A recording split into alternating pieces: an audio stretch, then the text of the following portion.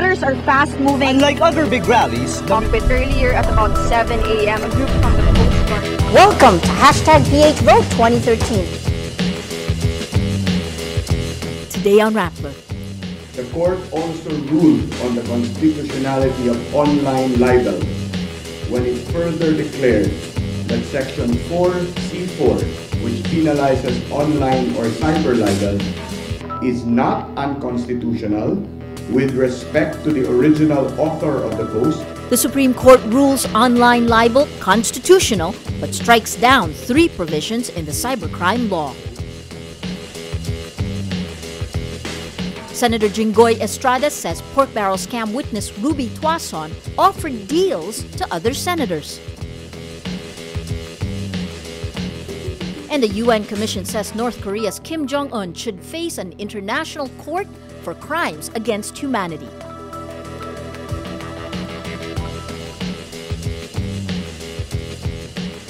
Hello, I'm Maria Ressa. Welcome to Rappler, your social news network. The Supreme Court rules the controversial Cybercrime Prevention Act constitutional. Which provisions get shut down and which ones are upheld? Juana Bernal reports. The Supreme Court rules most provisions of the beleaguered Cybercrime Prevention Act are constitutional. Seen by critics as the muzzling of online expression, the law's libel provision was declared constitutional but covers only the original author of the material.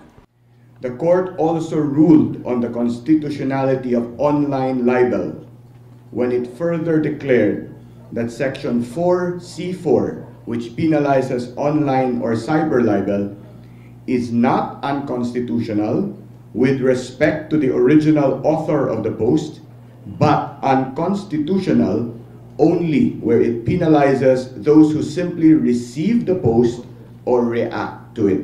I'm against the cybercrime law. The law became the flashpoint of online protests in 2012.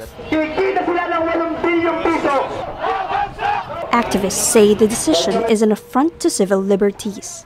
Maaring hindi ginagawang krimen ang pag-like o pag-share o pag-react o pag-comment sa isang post, pero yung original author ay nandun pa rin yung banta sa kanya na pwede siyang kasuhan ng libel. And that could be anyone, that could be everyone. National Bureau of Investigation Cybercrime Division Chief Ronald Aguto welcomes the court decision, saying the law's mandated data retention will make prosecuting cybercriminals easier.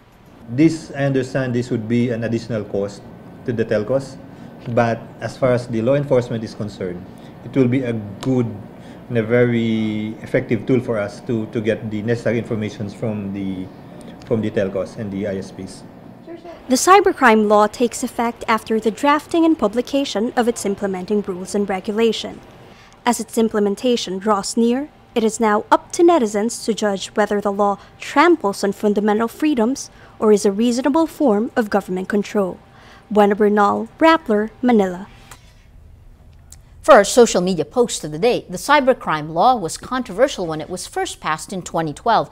Many netizens blacked out their display photos to protest its passage into law. Now, with the Supreme Court upholding its constitutionality, netizens take to social media to air both criticism and support. Benjamin Vallejo Jr. comments on the government's ability to prosecute cybercriminals. He says, the government does not have enough resources to hunt them all down, and I will expect many Pinoy Snowdens to come up, and NBI will have a heck of a difficult time to deal with them. Mandy Tupas agrees, adding, just want to ask if we're already capable of such measures, because for other countries, this is one big investment. But Marie Jane Oxamer believes the Philippines needs the cybercrime law. She says, there is no such thing as absolute freedom. People think that they can say anything about anyone and not be liable for it. I think that the Supreme Court rule on online libel is just. In 2012, critics hit Senator Tito Sotto for proposing the inclusion of online libel in the cybercrime law. But with the court's ruling upholding this provision, Sotto says this shows the online libel provision is necessary. Medyo bewildered that it had to take the Supreme Court to tell people that libel is libel. Hindi magandang naninira ka ng reputasyon ng kapwa. Hindi magandang naninira ka ng kapwa mo. Soto moved to include the online libel provision in 2012, but some netizens said he only wanted to get back at those who criticized him for plagiarizing in some of his speeches against the reproductive health law. Bayan Muna Representative Nery Colmenares says his group is very disappointed with the ruling. He adds it is now prohibited for Filipinos to voice their disgust with government. Senators Chis Escudero and Sonny Angara say there's no need to appeal the decision. They say Congress's next move should be to decriminalize libel or remove the prison penalty. The National Bureau of Investigation, or NBI, raids 3 suspected cybersex dens Monday. At least 30 people suspected of selling pornographic materials are now in custody. The NBI says the centers manage adult porn sites, with some featuring Filipino children, where foreigners can log in for pay. Among the suspected cybersex centers is a compound that houses Mountaintop Christian Academy in Alabang, Muntinlupa City. The Bureau says the suspected cybersex den beside the Christian school is located in a nearby building that shares the same entrance gate with the school. The NBI is coordinating with the Education Department to investigate the reported 2006 disaccreditation of the school. Senate Blue Ribbon Committee Chair T.G. Gingona denies allegations he prejudged certain colleagues in the ongoing probe into the pork barrel scam. Senator Jinggoy Estrada, one of 3 senators implicated in the scam, accused Gingona of preempting the outcome of the probe when he called the testimony of witness Ruby Tuazon a, quote, 3-point buzzer-beater winning shot, even before she could testify. On Tuesday, Gingona says he has no intention of prejudging the guilt or innocence of his colleagues involved in the scam, where lawmakers allegedly funneled their pork barrel funds to fake NGOs. For the record, I have no intention of prejudging the guilt or innocence of any of our peers allegedly involved in the issue now under probe by the Senate Blue Ribbon Committee. The transcripts of the hearings should prove this fact. And I believe I speak for myself as well as for our peers who have attended the hearings when I say that we have done our utmost best to ensure that the dignity and honor of our colleagues involved in this issue are preserved and protected. Let me assure you, as well as our colleagues, that to quote-unquote prejudge has never been my intention. But Estrada says Gingona should have asked Tuazon about the other senators she supposedly approached for pork barrel projects. In her testimony, Tuazon admitted handing commissions to Estrada and lawyer Gigi Reyes, who supposedly accepted the cut of Senate Minority Leader Juan Ponce Enrile. Sino mga pinupuntahan niya aside from the office of Senator Enrile and my office? Sino pa yung mga ibang senador na pinupuntahan niya dito sa Senado? Why didn't you even bother to ask her about it? But Gingona says Tuazon denied knowing other senators, and Estrada should address his question directly to Tuazon. The two began raising their voices and speaking at the same time, prompting Senate President Franklin Drilon to suspend the session.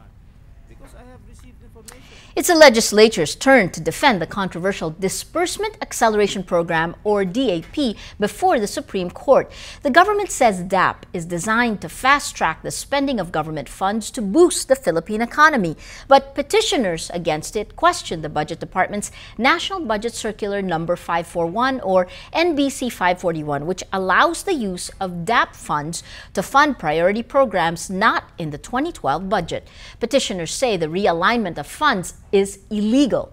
Former Justice Vicente Mendoza defends DAP, saying its validity cannot be determined in the proceedings because there is no actual case. He adds, petitioners are not aggrieved parties. They do not allege they suffered any injury as a result of adoption of DAP. But Justice Antonio Carpio counters, shouldn't taxpayers have greater reason to question the illegal disbursement of public funds? Carpio says that in NBC 541, billions of pesos were declared savings and realigned by President Benigno Aquino. The Supreme Court extends for another 60 days the temporary restraining order on the rate hike of Manila Electric Company, or Meralco. Granting a motion filed by militant and consumer groups, the court extends the order until April 22. This means Meralco can't collect from customers the 4 peso 15 centavos per kilowatt hour rate hike it announced in December.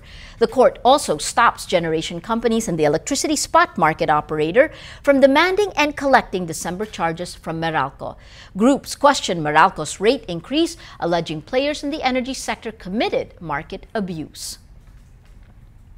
The town of Giwan in Samar was one of the hardest hit areas when Typhoon Yolanda, or Haiyan, hit the Philippines last year.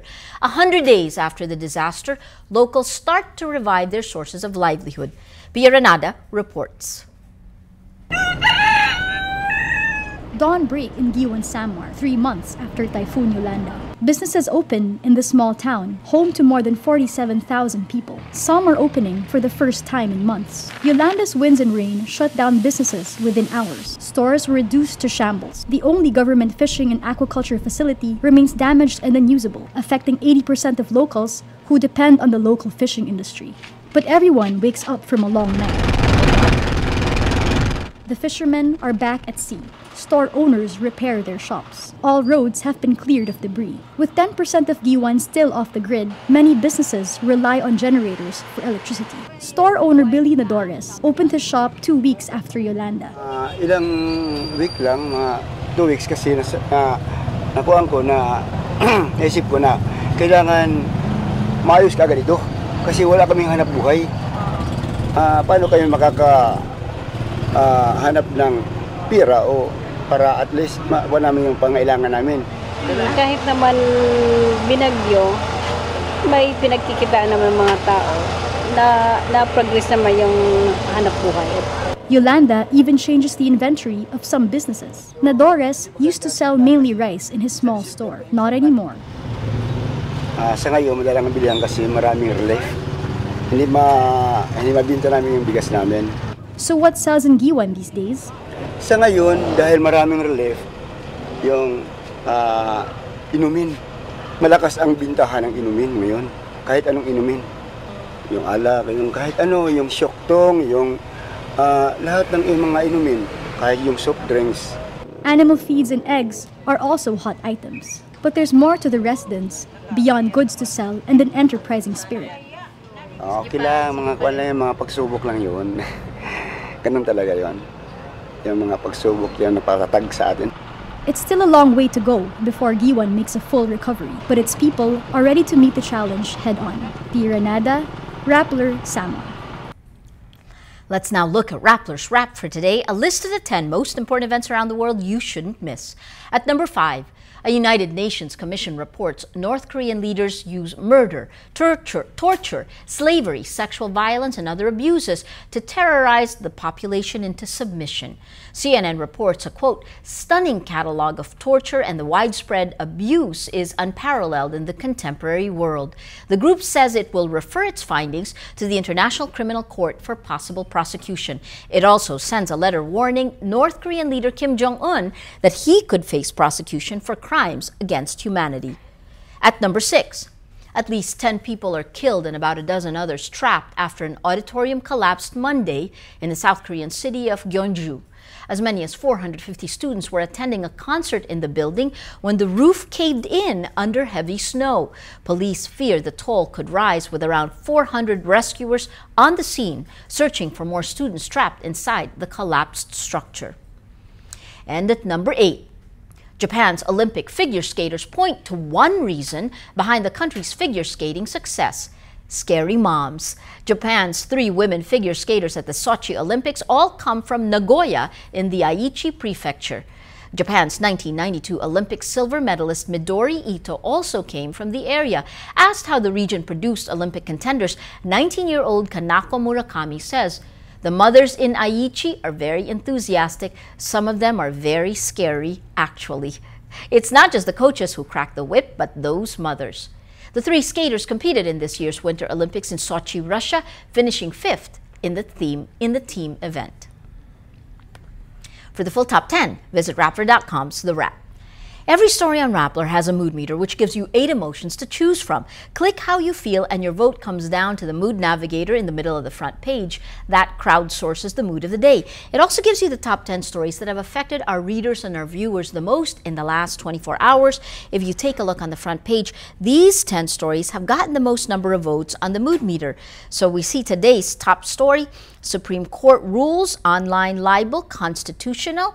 You see an interesting 4% afraid, 12% happy, and a whopping 70% angry. The story that's gotten the most number of votes in the last 24 hours is this: Enrile's birthday wish for Jinggoy to be president. You have 6% annoyed and 80% angry. That red, as you can see, bringing out the mood of the day. Today, most people are angry. Well, that's Rappler's newscast for today, Tuesday, February 18th, 2014. Visit Rappler.com and watch our newscast Monday to Friday. Tell us how you feel on our mood meter and help us crowdsource the mood of the day. I'm Maria Ressa. As we say at Rappler, tomorrow begins today.